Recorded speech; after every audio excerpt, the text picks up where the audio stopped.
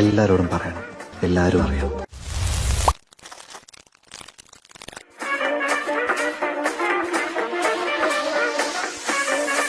Intimate wedding ഇഷ്ടം. ഒന്നും ആലോചിച്ചിട്ടില്ല ഇതിനെ പറ്റിയിട്ട്.